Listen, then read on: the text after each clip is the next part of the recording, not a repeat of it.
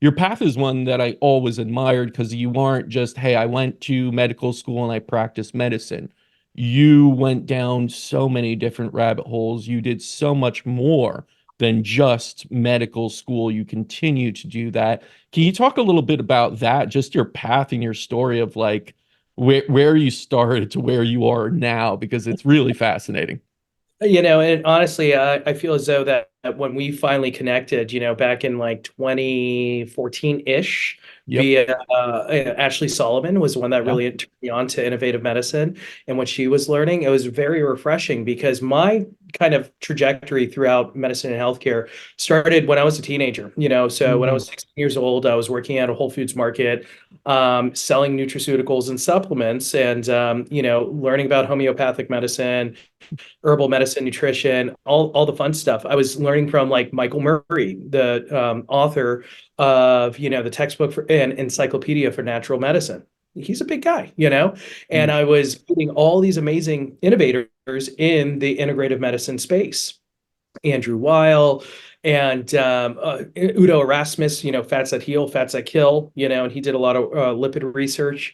And so, from a young age, I was really influenced by this approach to kind of healing, right? And correcting these imbalances within the system, and providing the body with the appropriate tools and resources needed to kind of function properly. And then, in undergrad, doing molecular microbiology and medical laboratory science and getting that appreciation of the nutritional biochemistry associated with things, you realize that we're just a giant bag of, ions that are functioning based on, pH perturbations, salts, fats, lipids, sugars, all sorts of fun things, and it's creating that balance within.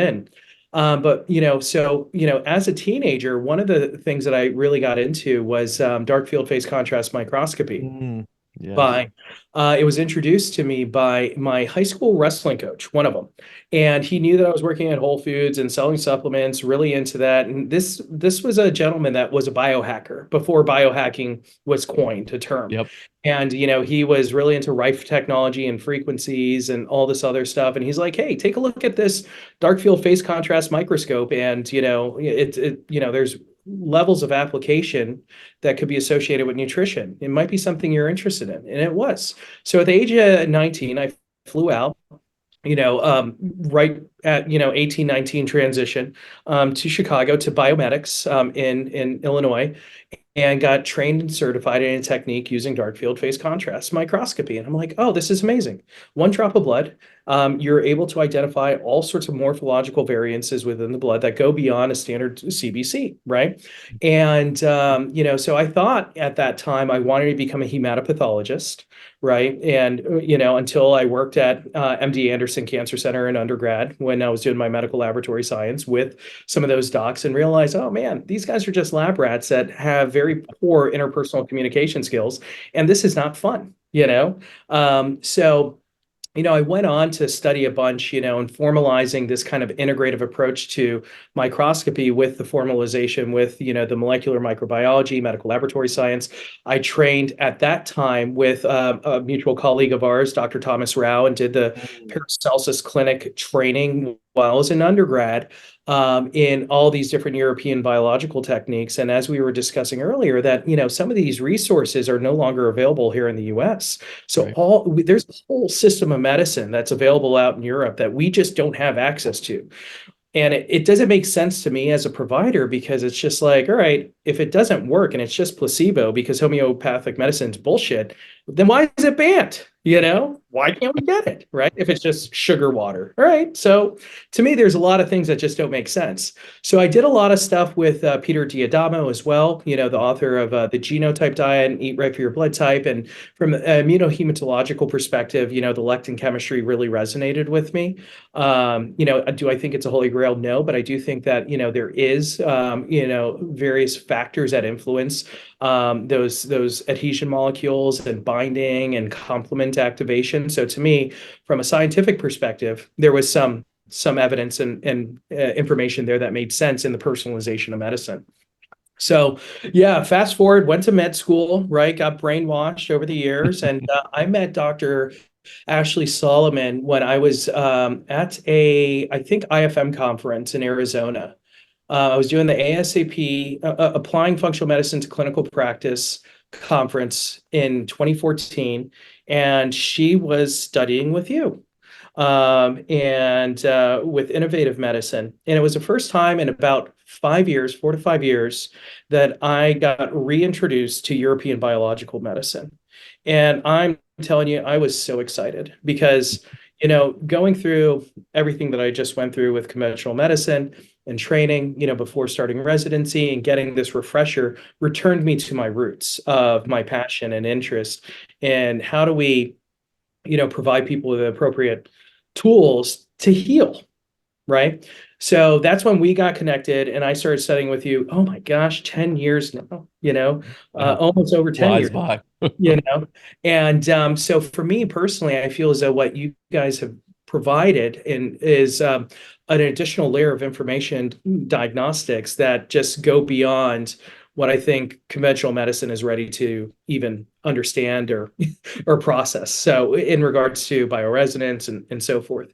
But yeah, so that's kind of my journey. I went to residency at University of Maryland, completed my training there, and I'm faculty at George Washington University where I teach for the integrative medicine master's degree. And basically, the courses that I teach are essentially the fellowship through the A4M, the American Academy for Anti-Aging Medicine. I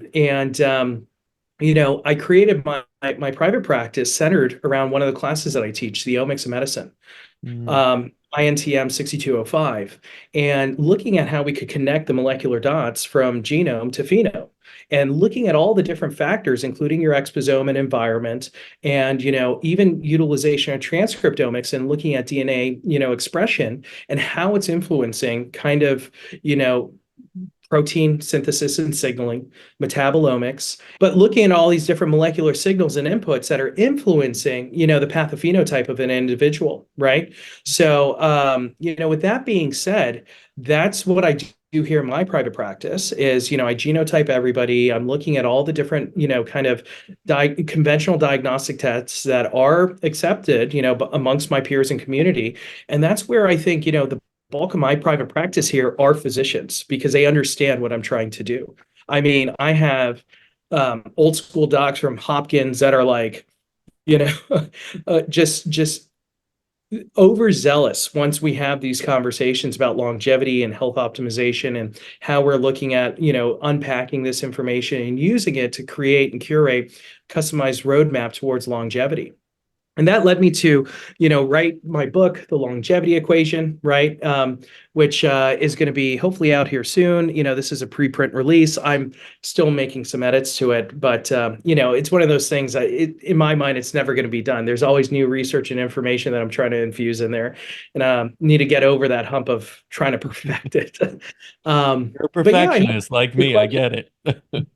Well, you're the man, Caspar. I'm telling you, I I just love appreciate everything that. that you're doing. And honestly, I'm just really appreciative for your friendship over the years and your guidance from your father and you and your network, from, Dr. Solomon and Beth McDougall and, Dr. Vickers and all Ian Morrison and all these guys that are a part of this close-knit kind of network here. Well, I Yeah. really appreciate that, Neil. You really do have this extraordinary journey, and I've always admired it. There are very few. I've traveled the world. I've met so many different doctors. There are very few young doctors and practitioners out there that I find aren't just truth seekers like you, meaning going out, always exploring what's new, being open-minded. Like you said, I think Ashley Solomon is one. Kuba Brill, young, brilliant guy yourself, or in that are always never stopping at one thing and saying, that's it, we found the key to everything, right? Because you find those and then you just find they just go down that one route. It's this one little molecule and that's the key to everything I do. No, you guys are open, but then you're also artists within that. You're taking what you learn and applying that within your own ways that are truly a craft.